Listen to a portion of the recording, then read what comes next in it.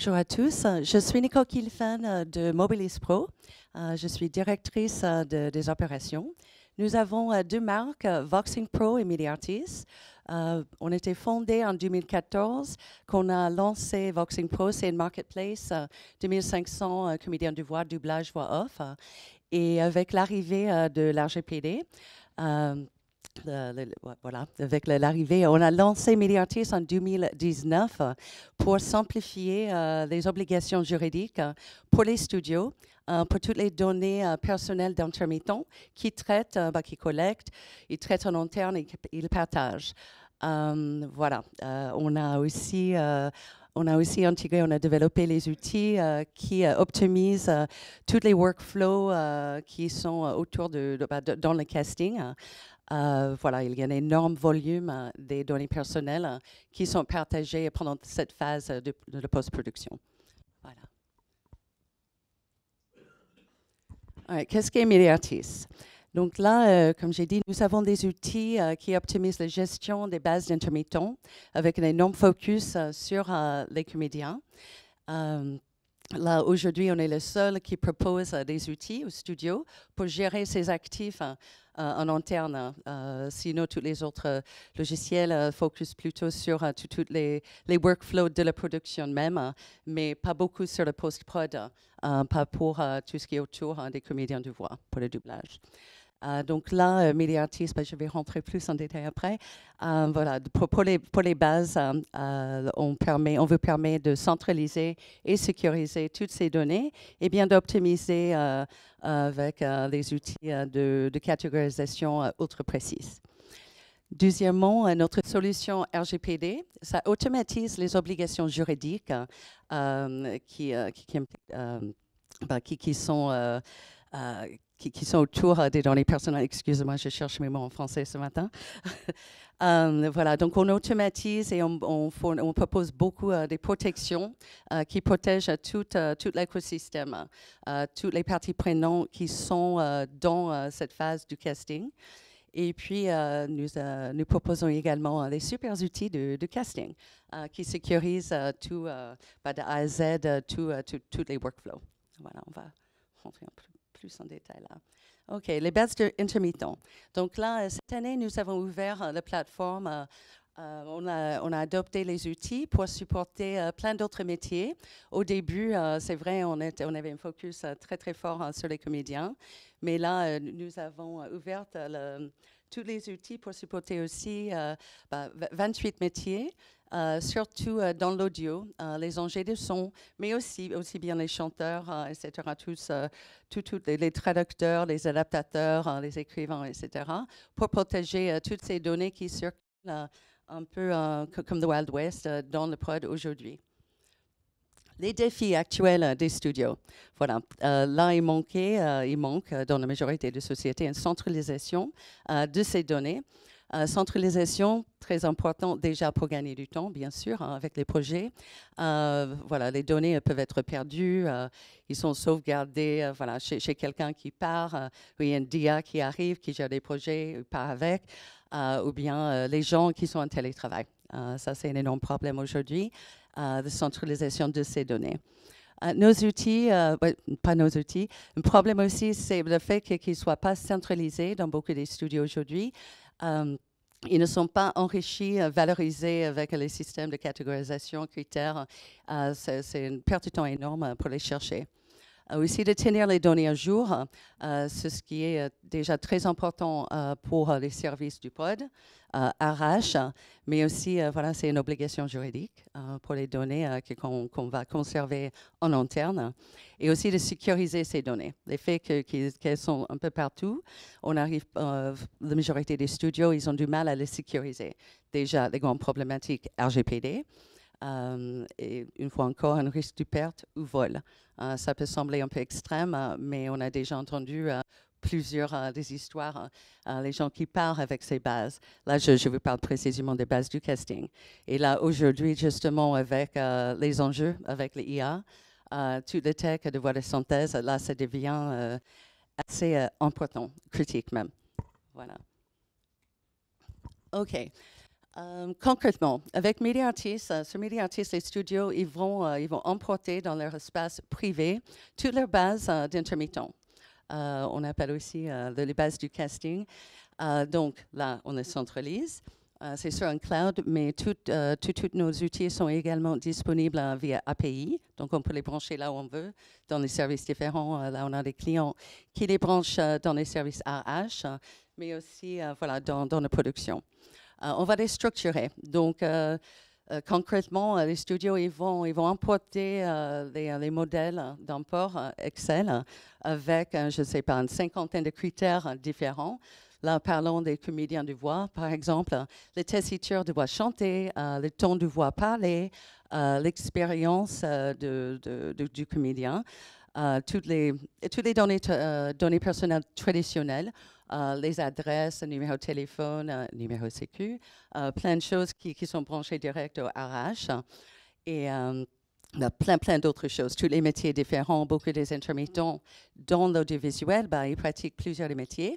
Donc, ça va améliorer justement la recherche, l'identification, le sourcing de tous ces intermittents. C'est un gain de temps hallucinant. On peut prendre des espaces pour les notes. En France, on ne garde pas les informations, ce n'est pas très pertinent et je crois que ce n'est même pas légal. Donc, les studios, ils n'ont pas accès justement pour préciser quel syndicat. Mais aux États-Unis et ailleurs, au Canada, c'est très important car les studios, voilà, ils ont des contrats, ils ont une obligation de travailler qu'avec certains des syndicats. Voilà. Après, voilà, structuré, comme j'ai dit, là, ce n'est pas que les profils de comédiens, mais aussi les médias. Les médias, notre plateforme supporte aujourd'hui tous les fichiers audio et vidéo. C'est ce qui est utilisé le plus souvent pour le casting de voix. Donc là, on peut également catégoriser tous les médias pour les trouver en quelques clics. Et si on n'a pas un logiciel comme ça c'est surprenant, justement, la désorganisation qu'on trouve chez beaucoup de monde aujourd'hui. C'est normal, c'est artisanal. Là, on voit qu'on accompagne nos clients, justement, organiser le tout pour l'import. Et voilà, c'est un gain du temps génial. Catégorisé, comme j'ai dit, et sécurisé. Voilà, toutes nos données ils sont conservées en France. Nos serveurs sont en France. Ils sont hébergés ici. Notre app aussi.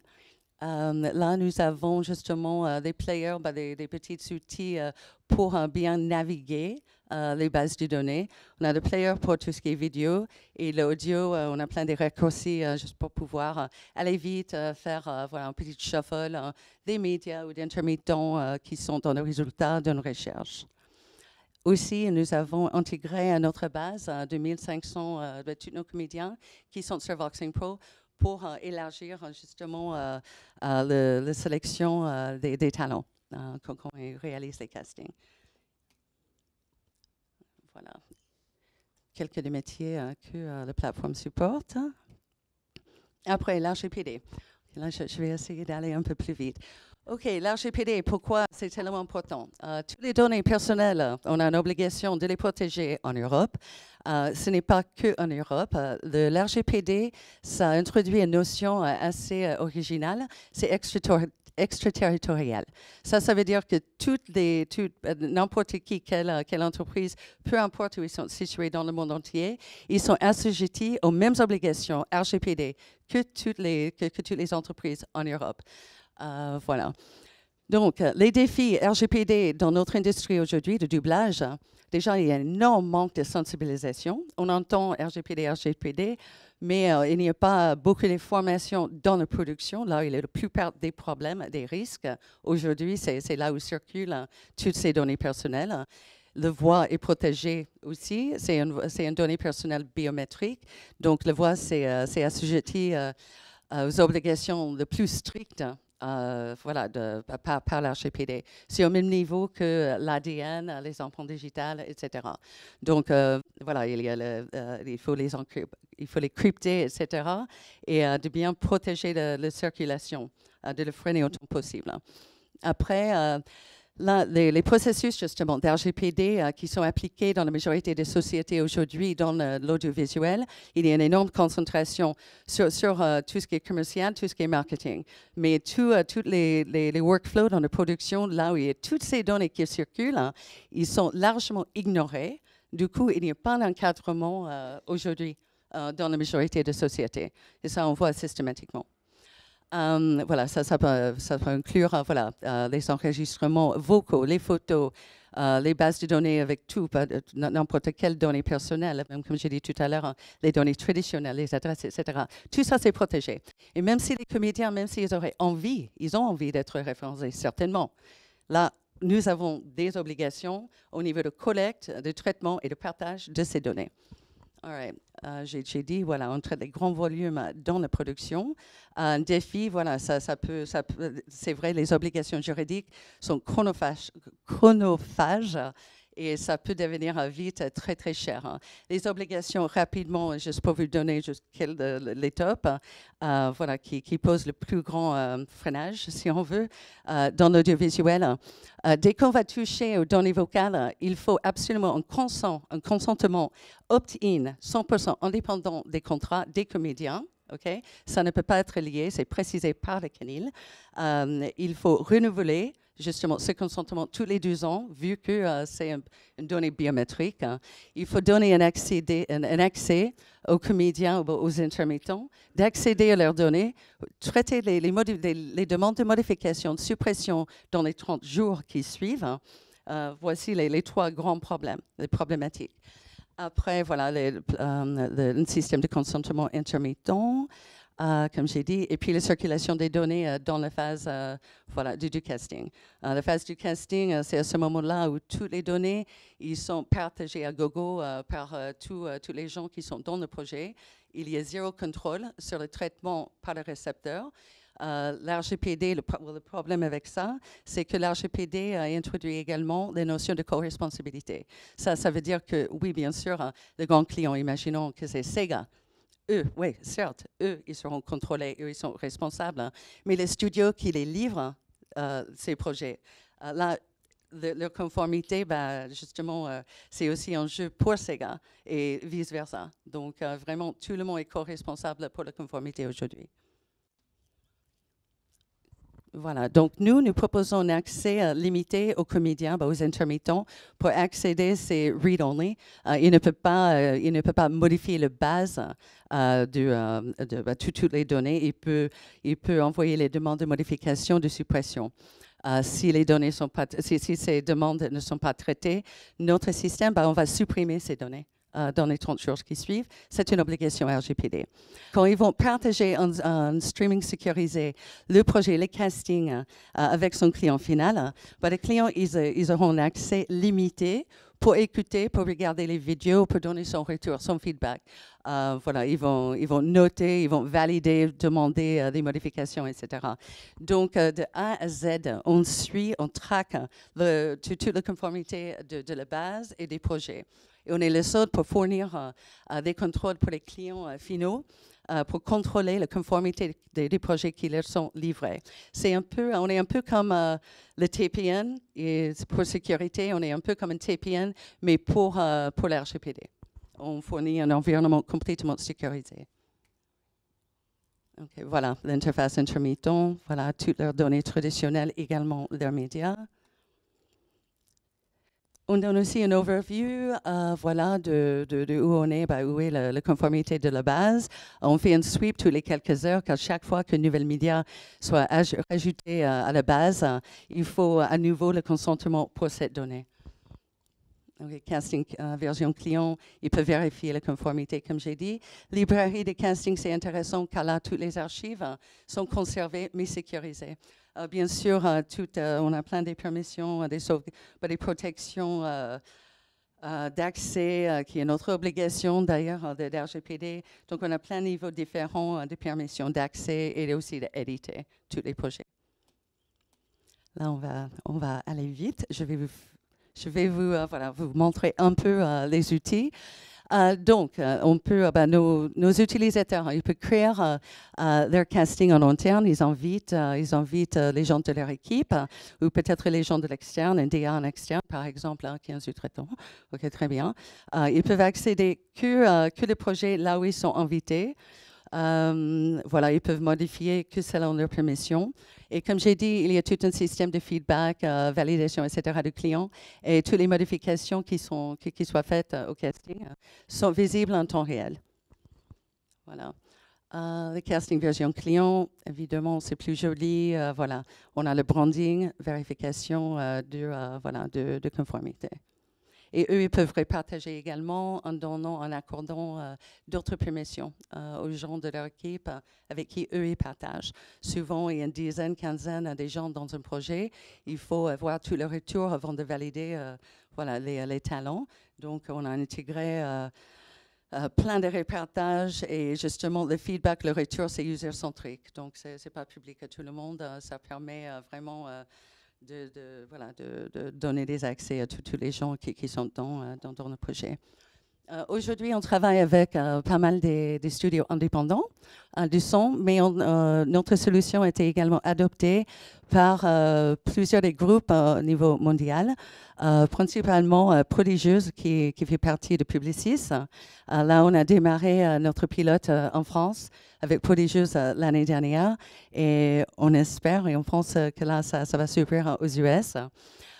Keyword Studios, ils ont adopté notre solution dans tous leurs studios audio mondialement, y compris en Mexique, aux US, au Brésil, partout. Voilà, l'idée, la logique derrière déjà les outils, ça simplifie tous les workflows, ça simplifie, ça optimise justement l'archivage, la centralisation des données. Mais l'RGPD, c'est la législation de la protection des données le plus stricte au monde aujourd'hui. Donc, le raisonnement derrière ces grands groupes d'adopter partout dans le monde, c'est que s'ils respectent les obligations au niveau de RGPD, là, ils ont déjà fait la majorité du travail que les autres législations que ça pourrait impliquer. Et bien sûr, ils vont tweaker dans les territoires différents. Justement, au Brésil, c'est très fort, RGPD. Au Canada, avec Piper, l'RGPD, ça dépasse largement toutes ces autres législations.